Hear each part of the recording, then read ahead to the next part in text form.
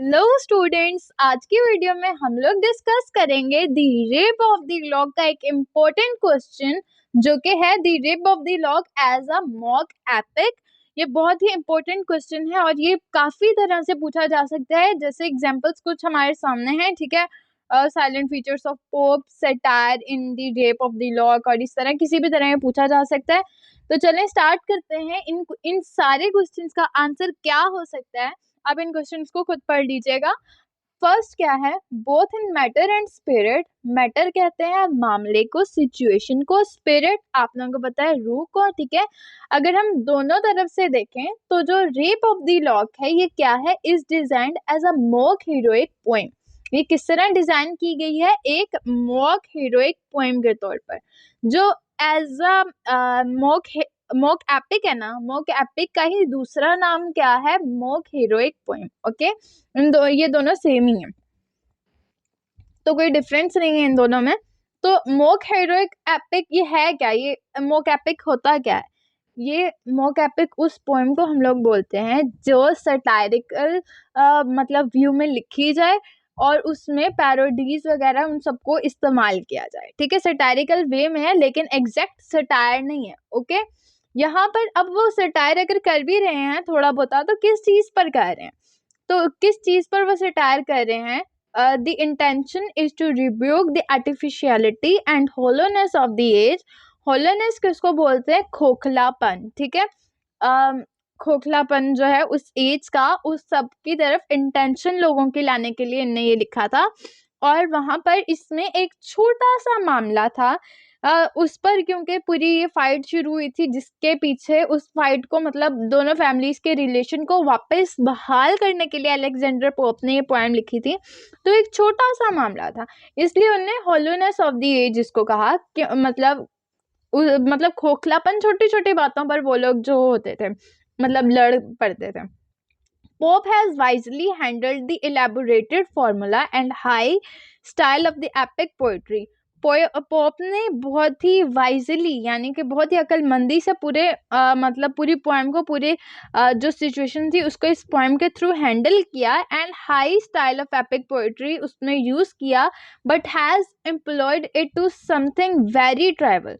और इसको मतलब उन लोगों ने जिस तरह इसको बहुत बड़ा मामला बना दिया था, तो पोप ने इसको एक बिल्कुल ही मामूली सी चीज करके बयान किया, ठीक है। The pity and ridiculous cutting of a lock of hair. Lock of hair क्या है, बाल की एक लट। जैसे बाल है ना, ये पूरा सर है, उसकी एक जो बाल की लट है उसको काटा गया, तो उस जमाने में लॉक बाल की लट को कहा जाता था। ओके, तो यहाँ पर भी वही है कि उसके बाल की लट को काटा गया था। ये एक पिटी मतलब के छोटा और रिडिकुलस मतलब के मजाहिया था। एक तो छोटा और मजाहिया वाकया था जिसको उन्होंने इतना बड़ा बना दिया, which is the central incident, जो कि पोएम का एक सेंट्रल और मेन इंसिडेंट था। Has been given an epic treatment, जिसको अलेक्जेंडर पोप ने एपिक ट्रीटमेंट दिया अपनी पोएम में। कौन सी, the rape of the lock में, is a mock epic poem. ये क्या है, ये एक मोक एपिक पोएम है, ठीक है। मोक यानी कि मजाक होता है, मोक हेरोइक पोएम, सॉरी, ठीक है। As evident from the opening lines, evident मतलब वाजिया होता है शुरू की लाइनों में। That provides a statement of this purpose, जो कि इस पर्पस की मतलब स्टेटमेंट को हमें बताता है कि ये क्यों लिखी गई। And invoke the muse to inspire the poet. यहाँ पर म्यूज का मीनिंग है ख्याल, ठीक है।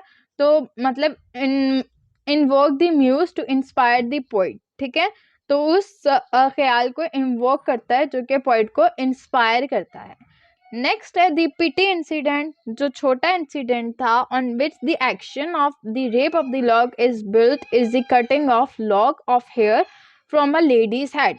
जिस इंसिडेंट के बेस पर वो जो छोटा सा इंसिडेंट है वो मतलब ये है कि एक लेडी के हेड से, लेडी कौन है, बेलिंडा, ठीक है। बेलिंडा के हेयर से एक लॉक काटा जाता है, cut off a lock of hair, मतलब एक बाल की लट काटी जाती है, जिस पर ये पूरी पॉइंट लिखी गई है। The biographical detail of Pope's life suggests that such an incident did happen at that time.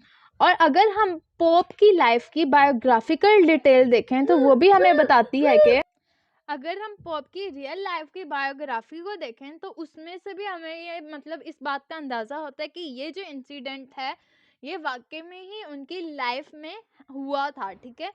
One Lord Peter cut off a lock hair from the pretty head of Lady Arabella farmer.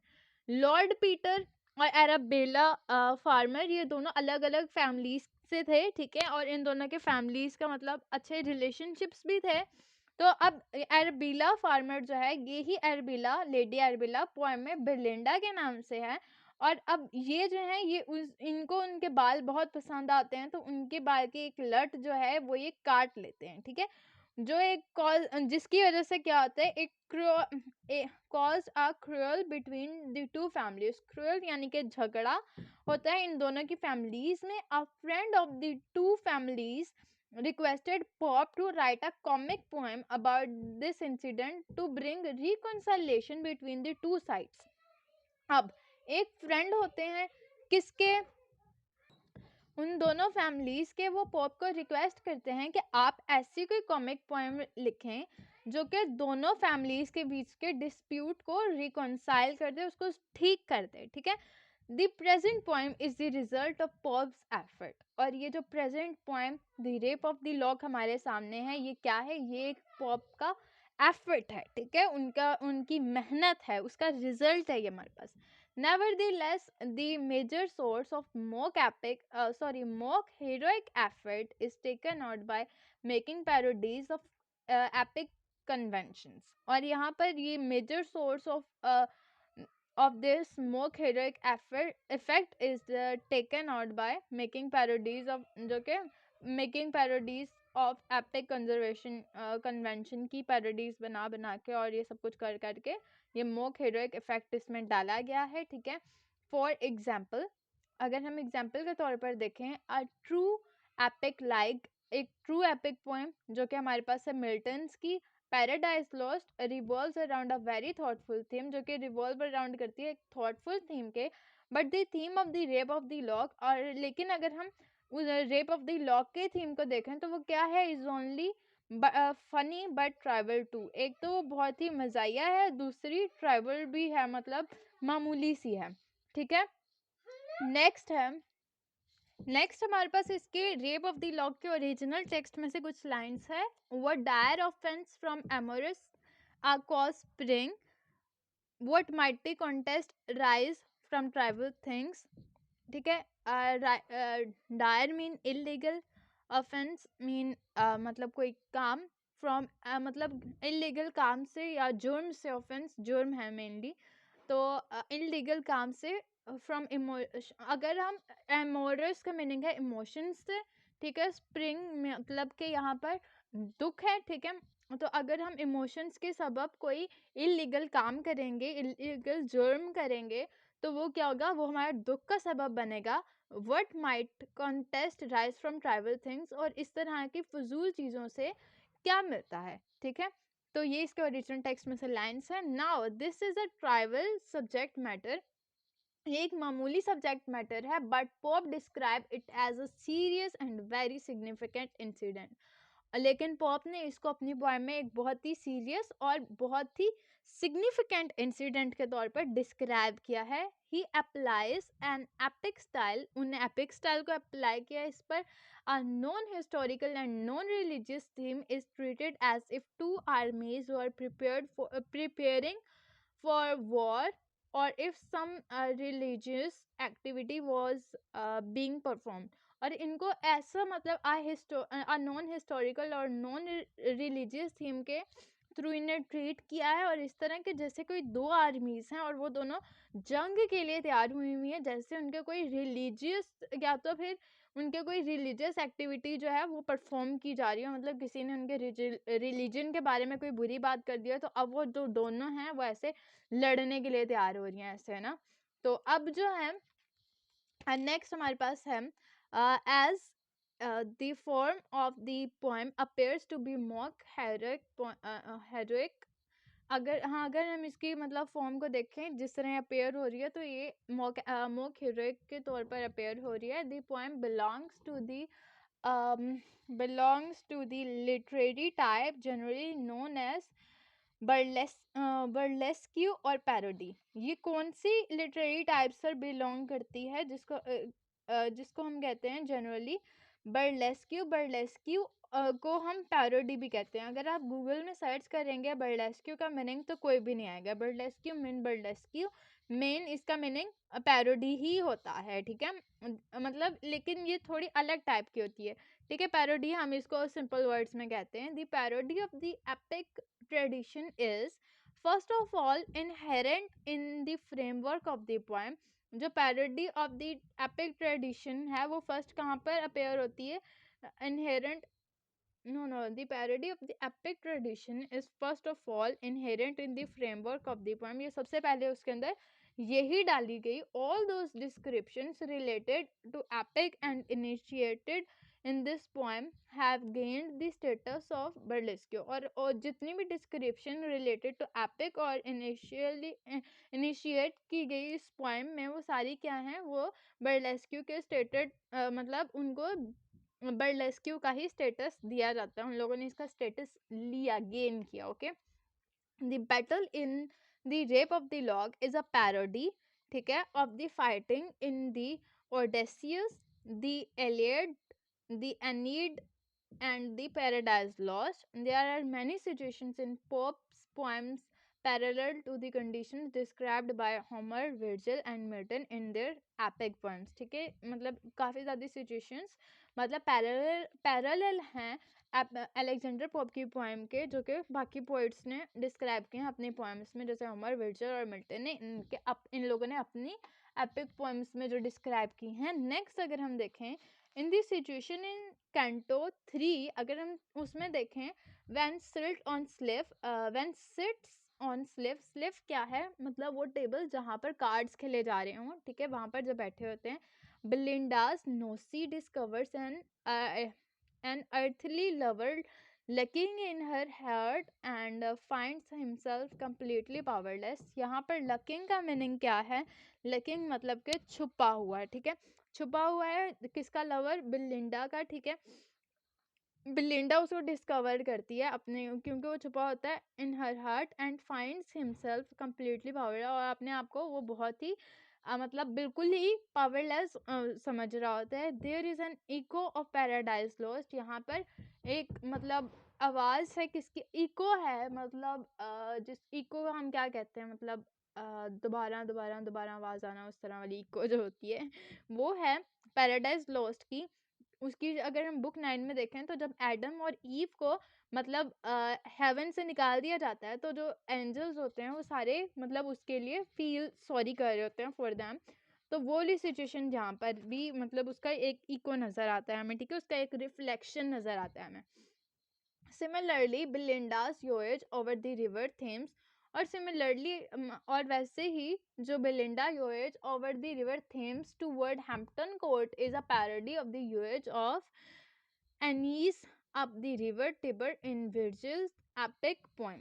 ठीक है, वो similarly मतलब उसकी parody है voyage of Aeneas up the river Tiber in Virgil epic poem में. ठीक है, उसकी क्या है? ये पैरोडी है. अगर हम नेक्स्ट देखें तो हमारे पास क्या है? Wait a minute. पोएम मैंने बोल दिया. Belinda's lament at losing her hair echoes Queen Dido's lamentation when Aeneas deserts her. ठीक है, मतलब ये क्या है? ये भी रिफ्लेक्शन है उसकी, जब उनका वो मतलब वो अपना उसका बाल जब कट जाता है, तो ये भी उसके रिफ्लेक्शन है जब क्वीन डीडोस जो है उनका, जब वो एनीस जो है एनीस डिसर्ट्स हर जब करता है, तो वो ये जो भी है इसको छोड़ो. नेक्स्ट ये वाली लाइन मुझे बकवास ही लगी, मुझे खुद नहीं समझ आ रही, छोड़ो. ओके, द बर्लेस्क्यू क्या है? Parody. Then is regarded as a parody on a large scale. इसको एक लार्ज स्केल पर पैरोडी कहा जा सकता है. Regarded as a large scale parody in which in which not a single poem but a whole type of poetry, जिसमें सिर्फ एक पोएम नहीं है बल्कि एक पूरी तरह की पोइट्री है. For example the tradition of an epic is parodied. The rape of the lock is burlesque because the language and thought that would have been proper to a serious theme are used to describe something essential, travel. और यहाँ पर essentially travel, यहाँ पर जो rape of the lock है इसके अंदर जो एपिक का ट्रेडिशन है वो क्या है, वो पैरोडाइड है. ठीक है, फिर उसके बाद ये ब्रिलेस्क्यू है बिकॉज क्योंकि इसके अंदर जो लैंग्वेज है तो जो थॉट्स यूज़ किए गए हैं वो प्रॉपर एक सीरियस थीम के मतलब बिना पर यूज़ किए गए हैं to describe the thing that to describe something essentially trivial, जो कि बहुत ही ज़्यादा एसेंशियल यानी कि ज़रूरी, मतलब मामूली है, मतलब हद से ज़्यादा ट्रैवल मामूली होता है. ठीक है, तो हद से ज़्यादा मामूली है. The introduction of the theme The introduction of the theme in the poem's opening lines is done in the approved classical manner. अगर हम इसका introduction of the theme देखें poem की opening lines में तो वो बहुत ही classical manner में लिखा गया है. The convention of invocation to muses is also observed. ठीक है, and the supernatural machinery in the rape of the lock is an essential a part of the poem as the supernatural element in the epic poem. और जो rape of the lock है ये क्या है, ये एक एसेंशियल पार्ट है जिसके अंदर सुपर नेचुरल मशीनरी यूज़ की गई हैं as a supernatural element in the epic poem. मतलब जिस तरह एपिक पोएम में सुपर नेचुरल एलिमेंट्स यूज़ की जाती हैं. ठीक है, the most crucial aspect of burlesque in the combination of seriousness with non seriousness, और जो मोस्ट क्रूशियल एस्पेक्ट है ना बर्लेस्क्यू का इसके अंदर वो है कॉम्बिनेशन किसका, सीरियसनेस का नॉन सीरियसनेस के साथ. अगर हम कैंटो 2 में देखें तो pope juxtaposes two different sets of values attached to the staining of the woman's honor. और यहाँ पर दो चीज़ें वो प्रपोज करता है. ठीक है, दो डिफरेंट सेट वो प्रपोज करता है, दिखाता है. वो क्या है, एक तो सेट्स ऑफ वैल्यूज दिखाता है. कौन सी, attach to the staining of a women honour first ये and the staining of a body dress. ठीक है, इन दोनों का वो मतलब टू डिफरेंट वैल्यूज वो बताता है. एक तो उसके ऑनर की, दूसरी उसकी बॉडी ड्रेस जो भी वो करती है. The set that invokes losing a girl, the standing of her honor and missing prayer is serious. ठीक है, अब यहाँ पर losing a girl in the set that involves losing a girl the stand of her honor. ठीक है, उसको मतलब एक गर्ल को लूज करना उसके ऑनर को, and missing prayer is serious, और प्रेयर को मिस कर देना वो सीरियस है. But this set that requires the breaking of china jar, लेकिन वो सेट जिसके अंदर चाइना जार की ब्रेकिंग के बारे में जिक्र किया गया है, staining of brocade dress and missing of a dancing party is of non serious nature. अब पहले में उसने बताया ये जो दो चीज़ें हैं, ऑनर और ये losing a girl, standing of her honour और मिसिंग प्रेयर, ये क्या है, ये सीरियस है. लेकिन अब चाइना जार का टूटना, ठीक है, और brocade dress, staining of brocade dress and missing of a dancing party, ये सब कुछ क्या है, ये नॉन सीरियस नेचर्स के हैं. ठीक है, ये सेकंड कैंटो में बयान किया गया है. और the rape of the lock style is the major source of mock heroic effect. According to Pope, the use of the pompous expression for low action is the perfection of the mock heroic. The diction which he uses is therefore highly definite. जो diction उन्होंने use किया highly definite है. The similes and metaphors, words at the border of exaggeration के border पर जो है similes और metaphors मतलब मिल रहे हैं. ठीक है, the wild guesses of the people at the end of the poem, the lock of the hair have risen to the sky and have become a comment in the height of imagination and evaluate style. Truly, The Rape of the Lock is one of the greatest mock heroic poem of English literature. And पर लोग क्या सोचते हैं, वो इस बात को gas करते हैं, मतलब मेजोरिटी, कि अब ये जो hair lock of the hair है, यानी कि उसके बाल की एक जो लट है वो अब कहाँ चली गई है, वो राइज होकर आसमान की तरफ चली गई है, ठीक है। और अब वो मतलब यहाँ पर जो पोएम है वो हाईएस्ट इमेजिनेशन की तरफ, मतलब उसकी तरफ रुख कर लेती है, ठीक है। और ये स्टाइल भी बहुत ही ब्रिलियंट स्टाइल है एंडिंग का, ठीक है, जिसकी वजह से जो रेप ऑफ द लॉक है ये क्या है, ये ग्रेटेस्ट मोक हीरोइक पोएम है किसकी, इंग्लिश लिटरेचर की। Last point, last paragraph to conclude, it is the remarked, sorry it is the, क्या पढ़ी हूँ, to conclude, it can be remarked that The Rape of the Lock is one of the most delicate piece of mockery, and it is decidedly more than a mere parody of epic tradition. It established the Pope's image as an artist and a moralist of a very high order. Pope's aim was a correction of the follies and foibles of the artificial society by making them laugh at themselves, and thus purging them of the dress so that their innate purity may shine, because it is inevitable that Pope did not despair of humanity and was conscious of man's natural goodness बोल रही हूँ, ठीक है। ये जो poem है ना, ये इसका एक मास्टरपीस है, और ये पॉप की एक real image as an artist और मॉडलिस्ट को वेरी हाईली ऑर्डर में मतलब डिफाइन करता है, हमें दिखाता है, ठीक है। और इसमें ये लोगों को अपनी ही आर्टिफिशियल सोसाइटी जो उन लोगों ने बनाई हुई है उन पर उनको हंसा देता है कि यार वो लोग क्या अपने आप को समझ रहे हैं, और वही सब कुछ, और लास्ट पैराग्राफ को खुद ही समझ लो। और चैनल को मेरे को प्लीज़ सब्सक्राइब कर दो, प्लीज़ सब्सक्राइब कर दो, मेरे सब्सक्राइबर इतने बढ़ रहे, वॉच टाइम भी बढ़ा दो, वीडियोस भी सारी देखा करो, और जो है और बस मुझे टीचर बना दो, मुझे टीचर ही बनना है। Thank you so much for watching this video. अगर कोई भी प्रॉब्लम है बेटा, आप लोग कमेंट कर सकते हो, लाइक कर दो।